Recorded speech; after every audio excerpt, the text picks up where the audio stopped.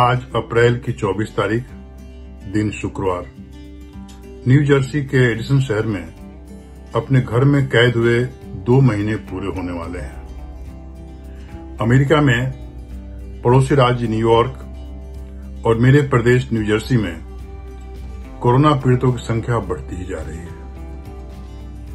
आज के New York times के आंकड़े बताते हैं, अमेरिका में 8 लाख से भी अधिक लोग संक्रमित हैं। न्यूयॉर्क प्रदेश में 2,60,000 से भी ज्यादा और न्यू जर्सी में यह संख्या 1 लाख तक पहुंच चुकी है। पूरे देश में 44,000 से भी ज्यादा लोग कोरोना के चलते अपनी जान गंवा चुके हैं। इनमें न्यूयॉर्क में 15,000 से ज्यादा और न्यू जर्सी में 5,000 से ऊपर। गत 1 मार्च को मैं भारत के लिए रवाना हुआ और 7 मार्च को लौट आया। तब कोरोना अपने पांव पसार रहा था, भारत में भी और अमेरिका में भी, लेकिन उसकी आहट नहीं सुनी गई। मेरी भारत यात्रा और वापसी के दौरान कहीं भी कोरोना से सावधानी बरतने की चेतावनी नहीं थी, न ही किसी किस्म के बचाव की, न तो विमान में न ही विमान स्थल पर। भारत पहुंचकर महसूस हुआ कोरोना दस्तक दे रहा है। कुछ संक्रमित लोगों के जयपुर, दिल्ली, आगरा घूमने के समाचार अखबारों में पढ़ा। अधिकृत तौर पर कहा जा रहा था डरने की कोई बात नहीं, लेकिन मेरा मन कह रहा था डरने की बात है। सुनिए इसी यात्रा का विवरण।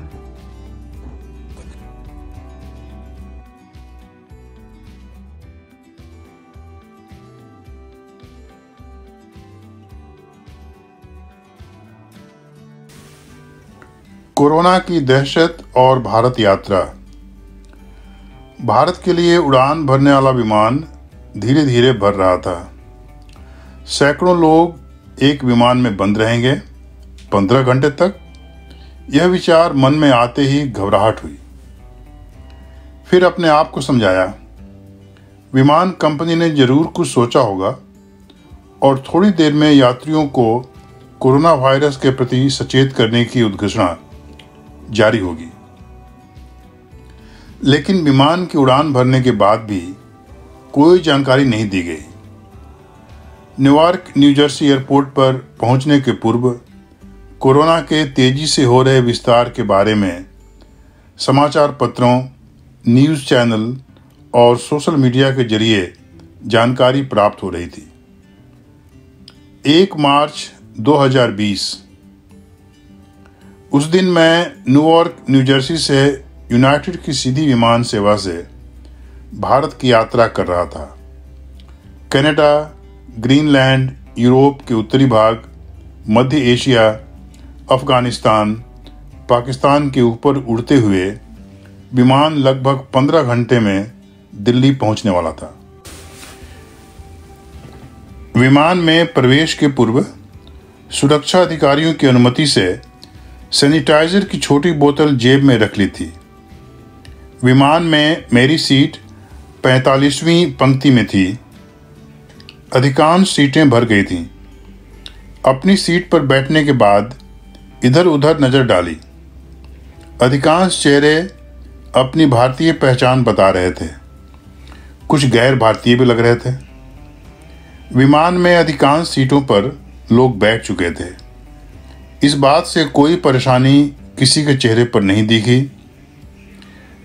कुछ लोगों ने चेहरे पर मास्क यानी कपड़े का मुखौटा पहन रखा था। मैंने सोचा अपनी सीट को सैनिटाइजर से पोंछ लूं। विमान के पिछवाड़े एक एयर होस्टेस खान पान की तैयारी में जुटी थी। उसका ध्यान बांटने की कोशिश करते हुए ऊंची आवाज में पूछा, क्या सैनिटाइजर नैपकिन मिल सकता है? एयर होस्टेस ने जैसे मेरी बात ही न सुनी हो। खैर, दोबारा पूछना निरर्थक जान पड़ा। पराजित सा अपनी जगह पर लौट आया। क्या यूनाइटेड विमान कंपनी यात्रियों को डराना नहीं चाहती थी, या उसने कोरोना वायरस से यात्रियों को सुझाव देना अपना कर्तव्य नहीं समझा? थोड़ी देर में विमान हवा में तैर रहा था। विमान परिचारिका ने सार्वजनिक घोषणा करते हुए सूचित किया कि भारत पहुंचते हुए 2 बार भोजन और 1 बार नाश्ता परोसा जाएगा। अच्छा लगा कि ये उद्घोषणाएं अंग्रेजी के साथ साथ हिंदी में भी हो रही थीं। भोजन और पेय परोसे जाने तक कोरोना वायरस से बचाव के बारे में यात्रियों को किसी किस्म का निर्देश या सलाह विमान कर्मचारियों की सार्वजनिक घोषणा सूची में शामिल नहीं था। कम से कम यात्रियों को इतना तो याद दिला देते कि खांसते या छींकते समय अपना मुंह ढक लें। विमान परिचारिकाओं ने यात्रियों को यह भी नहीं याद दिलाया कि खाने के पूर्व अपने हाथ अच्छी तरह धो लें। क्या यूनाइटेड विमान कंपनी यात्रियों को डराना नहीं चाहती थी, या उसने कोरोना वायरस से यात्रियों को सुझाव देना अपना कर्तव्य ही नहीं समझा? खैर, जर्सी सिटी के जाने माने शाकाहारी भारतीय भोजनालय राजभोग द्वारा विमान यात्रियों के लिए विशेष तौर पर पकाए गए भोजन और नाश्ते का स्वाद लेते हुए गली बॉय और हॉलीवुड की एकाध फिल्में देखते हुए वायरस के आक्रमण को भगवान भरोसे छोड़कर 15 घंटे बिताए, जिसके बाद विमान दिल्ली के अंतर्राष्ट्रीय हवाई अड्डे पर उतरा। विमान से बाहर निकलते ही मोटर चालित वाहन के चालक ने बैठने के संकेत दिए। कुछ ही मिनटों में मैं आप्रवासन दरवाजे के पास खड़ा था। वहां विदेशी भारतीय नागरिकों के लिए अलग प्रवेश द्वार बना दिए गए हैं।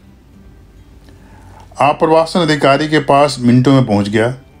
अपना पासपोर्ट और ओवरसीज सिटीजन्स ऑफ इंडिया पंजीकरण दस्तावेज जांच के लिए उसके सुपुर्द की। विनम्र अधिकारी ने दस्तावेजों की जांच की और मुझे सामान लेने की दिशा में स्वचालित पट्टियों की तरफ जाने का संकेत दिया। सब कुछ बिना परेशानी के हो गया। बोर्ड पर देखा कुआलालंपुर मलेशिया, कुवैत, ईरान से आने वाले यात्री भी उसी बेल्ट नंबर 8 से अपना सामान उठाने वाले थे। माथा ठनका, इन्हीं देशों में कोरोना वायरस के संक्रमण के मामले सामने आए हैं। खैर, लोगों से दूरी बनाने की कोशिश करते हुए बेल्ट पर नज़र गड़ाए हुए अपने सूटकेस के आने की प्रतीक्षा करने लगा। थोड़ी देर में देखा मेरा सूटकेस मेरी ओर चला आ रहा था। उसे यात्रियों के लिए उपलब्ध ट्रॉली, जिसे अमेरिका में कार्ट कहते हैं, उस पर रखा और विमान स्थल के निकास की तरफ चल पड़ा। किसी ने कुछ नहीं पूछा। थोड़ी देर में मैं विमान स्थल इमारत के बाहर टैक्सी की प्रतीक्षा कर रहा था। दिल्ली के कनॉट प्लेस जैसे इलाके में जनजीवन सामान्य रूप से चल रहा था, लेकिन 1 सप्ताह पहले हुए सांप्रदायिक दंगे की गूंज अभी भी सुनाई पड़ रही थी। कुछ दिन पूर्व संपन्न हुए प्रदेश चुनाव में आम आदमी पार्टी भारी बहुमत से विजय हासिल कर चुकी थी और अरविंद केजरीवाल के नेतृत्व में दिल्ली सरकार कार्यभार संभाल चुकी थी। सामान्य लोग अपने दैनिक कार्यों में व्यस्त होने की कोशिश कर रहे थे, लेकिन तभी कोरोना ने दस्तक भी दे दी। जनपद पर पर्यटकों की भीड़ नहीं थी। मेरे जैसे कुछ ग्राहक गणेश, बुद्ध, शिव आदि लोकप्रिय देवी देवताओं की कांस्य की नन्ही मूर्तियां, शॉल, दुपट्टे, कृत्रिम जेवर आदि मित्रों परिचितों को उपहार में देने के लिए खरीद रहे थे। महंगे रेस्तरां के बाहर दरवान ग्राहकों का स्वागत करने में व्यस्त थे। दोपहर का भोजन करने मैं पंजाब ग्रिल नामक रेस्तरां में पहुंचा। एक कर्मचारी से पूछा, क्या रेस्तरां की शाखा वाशिंगटन डीसी में भी है? कर्मचारी ने मेरी जानकारी को सही बताया। पिछली सर्दियों में जब एक सम्मेलन में शामिल होने अमेरिका की राजधानी वाशिंगटन डीसी में था, एक रात गूगल से पूछा कौन सा भारतीय भोजन परोसने वाला रेस्तरां मेरे नज़दीक है। रेस्तरां की सूची के साथ उनका फ़ोन संपर्क देखा, अनेक रेस्तरां में फ़ोन लगाया, हर जगह आधे घंटे से अधिक की प्रतीक्षा। सिर्फ पंजाब ग्रिल नामक रेस्तरां से तुरंत आने का बुलावा प्राप्त हुआ, लेकिन वहां पहुंचने पर देखा पूरा रेस्तरां लगभग भर गया था। फिर भी हमें बैठने की जगह मिल गई थी। भोजन भी स्वादिष्ट था। नई दिल्ली के पंजाब ग्रिल में भी भोजन स्वादिष्ट होना चाहिए, इसी उम्मीद से वहां गया था। अपेक्षा के विपरीत वेटरों ने मास्क नहीं पहना था। ईश्वर को याद किया और खाने का ऑर्डर दे दिया। दिल्ली में घटनाक्रम कितनी तेजी से बदल रहा था। अगले दिन अखबारों से मालूम हुआ कोरोना वायरस अपने पांव पसार रहा है।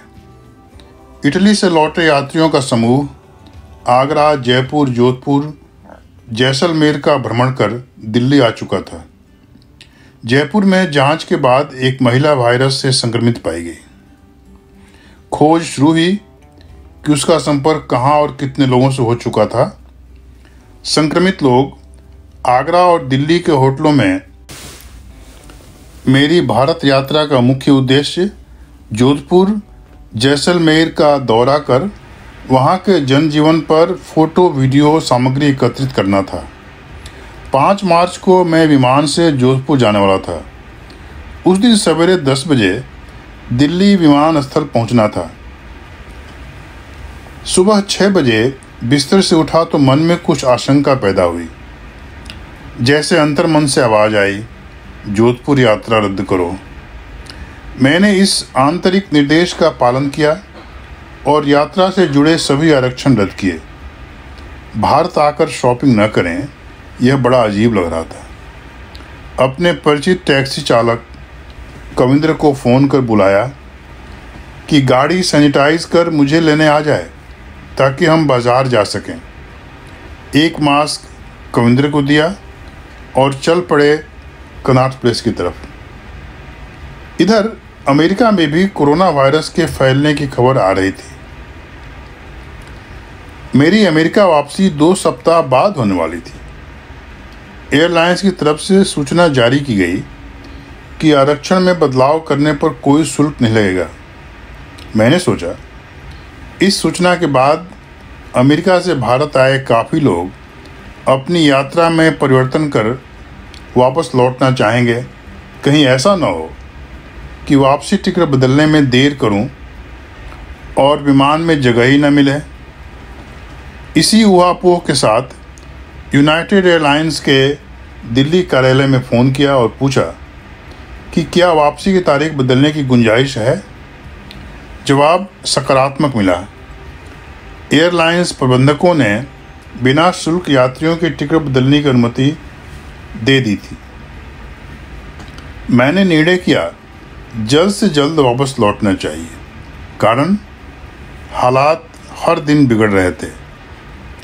मैंने एयरलाइन से अगले दिन यानी 6 मार्च का टिकट बनाने के निर्देश दिए, जिसके लिए $39 का अतिरिक्त खर्च वहन करना पड़ा, जो कि यात्रा तिथि बदलने के कारण यात्रा शुल्क में बढ़ोतरी के लिए भरना था।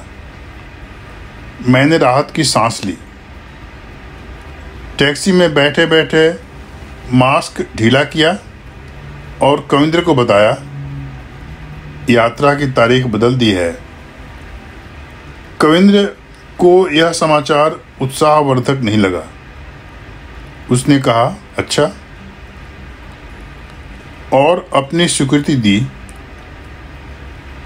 और विमान के जाने का समय पूछा। अगले दिन 6 मार्च को वापसी की तैयारी थी। कनॉट प्लेस के अपने परिचित दर्जी के यहाँ सूट बनवाने के लिए दिया था। उसने कहा कम से कम ट्रायल तो करके जाओ ताकि सिलाई पूरी कर सकें। मैंने दिल्ली प्रवास के अंतिम दिन सिर्फ ट्रायल देने सुपरफास्ट मेट्रो से द्वारका सेक्टर 21 से शिवाजी स्टेडियम गया। सिर्फ 4 स्टेशनों के बाद लगभग 20 मिनट की यात्रा के बाद कनॉट प्लेस के निकट पहुंचने का यह सबसे सुरक्षित परिवहन था।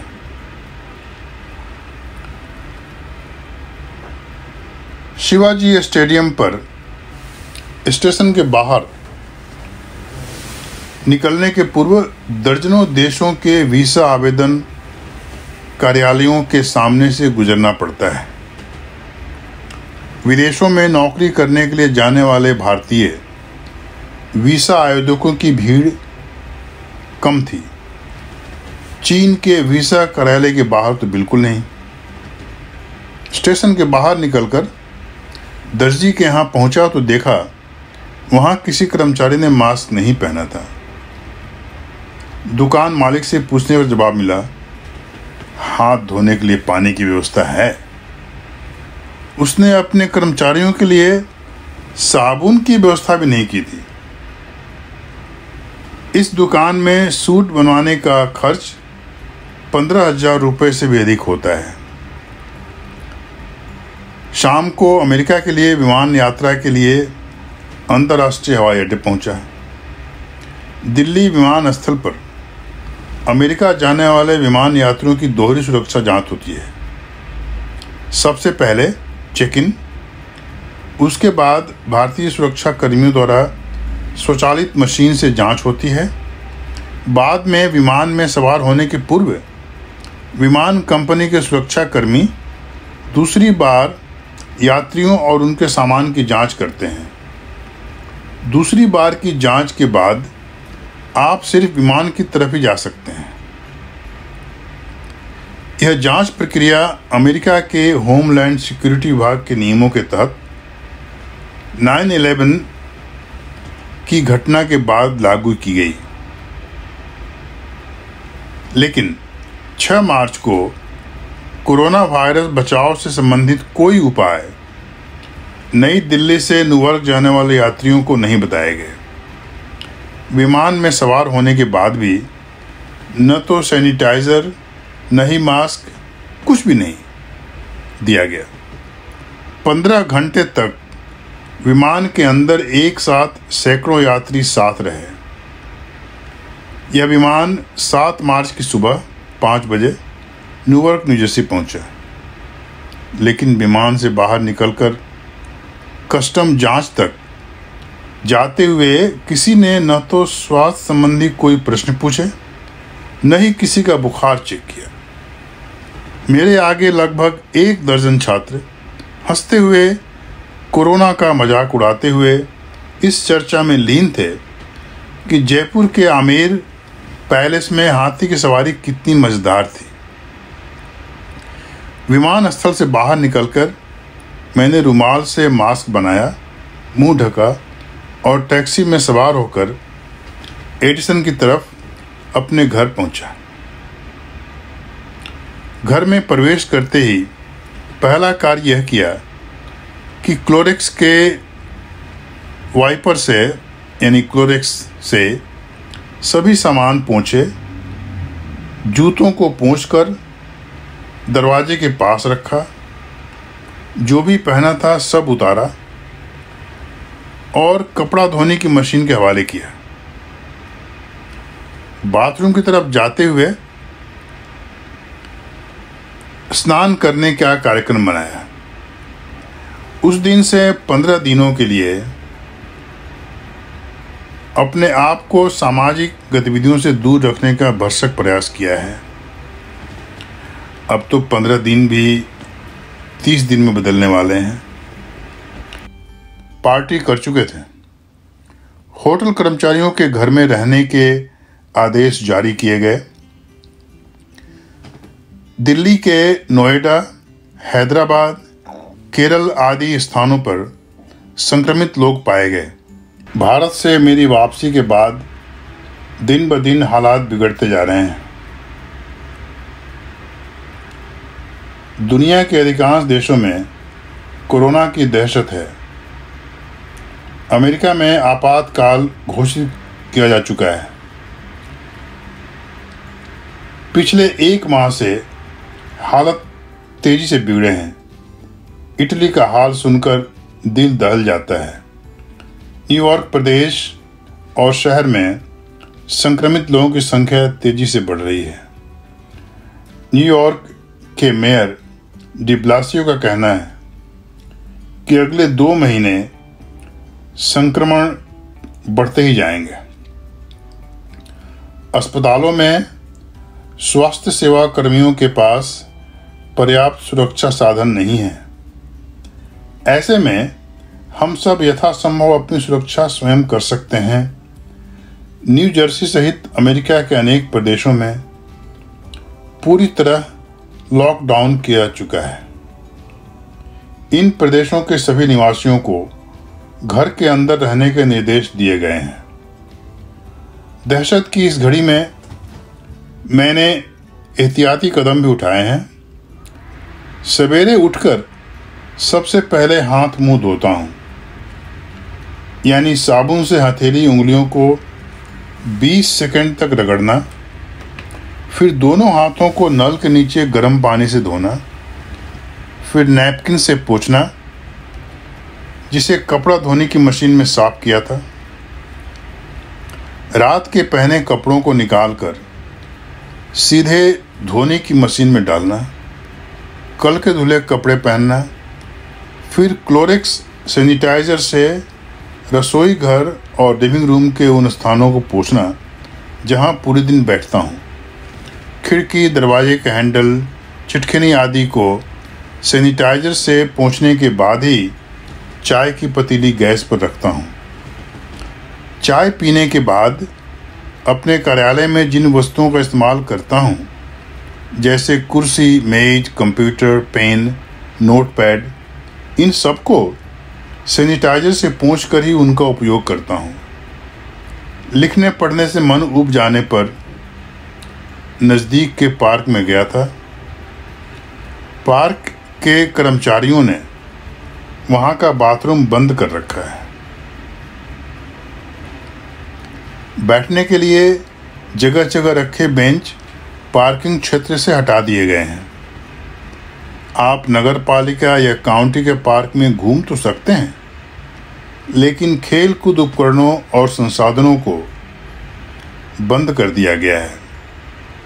कार में बैठने के पूर्व स्टीयरिंग, दरवाजे, सीट और जहां भी हाथ पहुंचता है उन्हें सैनिटाइजर से पोंछना जरूरी है। सड़कों पर गाड़ियों की आवाजाही एकदम बंद है। दुकानों में दैनिक उपयोग की चीजें आउट ऑफ स्टॉक हो रही हैं। पानी के बोतलों की राशनिंग हो रही है। शादी विवाह जैसी गतिविधियां दुखांतिकाओं में बदल रही हैं। न्यू जर्सी के फ्री होल्ड नगर में एक परिवार में शादी समारोह उस समय मातम में बदल गया जब रात्रि भोजन समारोह के बाद परिवार के 4 लोग बीमार पड़ गए। उन्हें इलाज के लिए अस्पताल ले जाया गया। 2 दिनों के भीतर 2 सदस्य चल बसे। फिर परिवार की सबसे बड़ी सदस्य, जो कि वेंटिलेटर पर थी, वो भी चल बसी। उसे यह भी पता नहीं था कि उसके परिवार के 2 सदस्य पहले ही स्वर्गवासी हो। पिछले 2 दिनों में बेरोजगारी भत्ता के लिए आवेदकों की संख्या लाखों में पहुंच गई है। राष्ट्रपति ट्रंप ने सभी अमेरिका वासियों को आर्थिक मदद देने की घोषणा की है। रेस्तरां और बार बंद होने से पूरे अमेरिका में लाखों लोग बेरोजगार हो गए हैं। समाज की लगभग समस्त गतिविधियां ठप हैं। मानवीय गतिविधियों के बंद होने से कुछ ऐसे नतीजे सामने आ रहे हैं जिन्हें देख सुनकर कैसी प्रतिक्रिया होनी चाहिए पता नहीं। सड़कों पर गाड़ियां और आकाश में विमानों की उड़ान कम हो गई है। इससे पर्यावरण प्रदूषण कम हो रहा है। वायुमंडल में कार्बन डाइऑक्साइड की मात्रा कम हो रही है।